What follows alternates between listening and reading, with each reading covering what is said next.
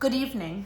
I'm here to read to you the next part of my favorite book, The One and Only Ivan by Catherine Applegate. Tonight I begin at page 60. Change. Stella is the first to notice the change, but soon we all feel it. A new animal is coming to the Big Top Mall. How do we know this? Because we listen, we watch, and most of all, we sniff the air. Humans always smell odd when change is in the air, like rotten meat with a hint of papaya. Guessing. Bob fears our new neighbor will be a giant cat with slitted eyes and a coiled tail. But Stella says a truck will arrive this afternoon carrying a baby elephant. How do you know, I ask.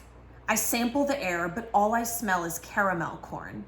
I love caramel corn. I can hear her, Stella says. She's crying for her mother. I listen. I hear the cars charging past. I hear the snore of the sun bears in their wire domain. But I don't hear any elephants. You're just hoping, I say. Stella closes her eyes. No, she says softly, not hoping, not at all.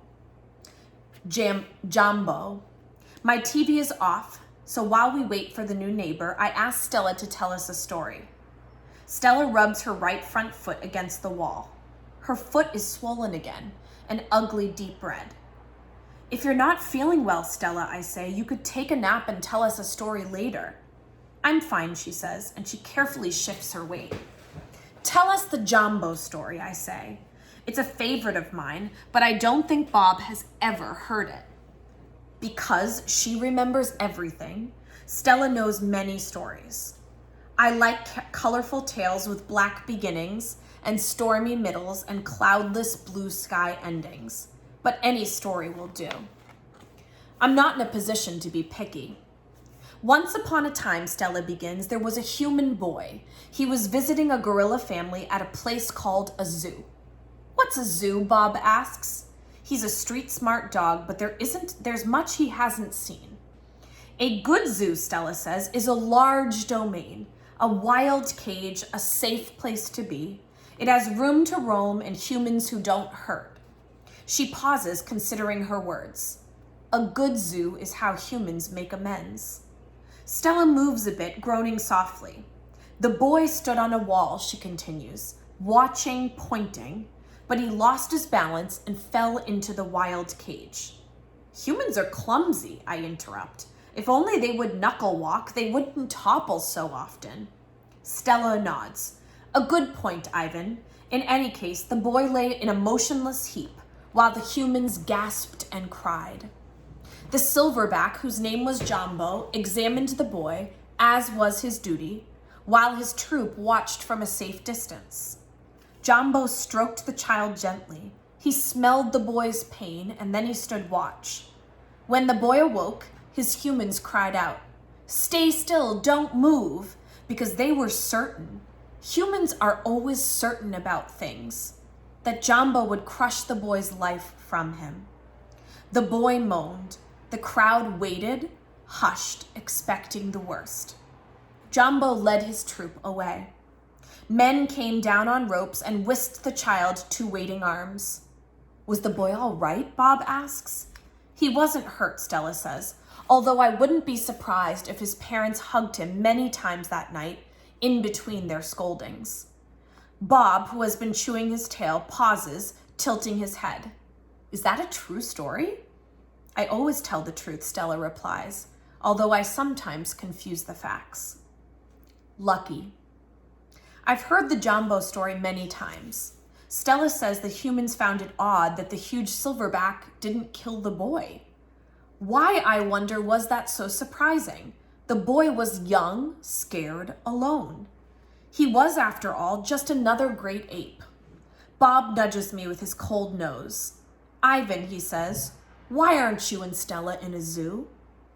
I look at Stella. She looks at me. She smiles sadly with her eyes, just a little, the way only elephants can do. Just lucky, I guess, she says. Arrival. The new neighbor arrives after the 4 o'clock show. When the truck comes lumbering toward the parking lot, Bob scampers over to inform us. Bob always knows what's happening. He's a useful friend to have, especially when you can't leave your domain. With a groan, Mac lifts the sliding metal door near the food court, the place where deliveries are made. A big white truck is backing up to the door, belching smoke. When the driver opens the truck, I know that Stella is right. A baby elephant is inside. I see her trunk poking out from the blackness. I'm glad for Stella, but when I glance at her, I see she is not glad at all. Stand back, everyone, Mac yells. We've got a new arrival. This is Ruby, folks. 600 pounds of fun to save our sorry butts. This gal is gonna sell us some tickets. And here's a picture of Ruby. Mac and two men climb into the black cave of the truck. We hear noise, scuffling, a word Mac uses when he's angry. Ruby makes noise too, like one of the little trumpets they sell at the gift store. Move, Mac says, but still there is no Ruby. Move, he says again. We haven't got all day. Inside her domain, Stella paces as much as she's able. 2 steps one way, 2 steps the other. She slaps her trunk against the rusty metal bars. She grumbles. Stella, I ask, did you hear the baby? Stella mutters something under her breath, a word she uses when she's angry. Relax, Stella, I say. It will be okay. Ivan, Stella says, it will never, ever be okay. And I know enough to stop talking.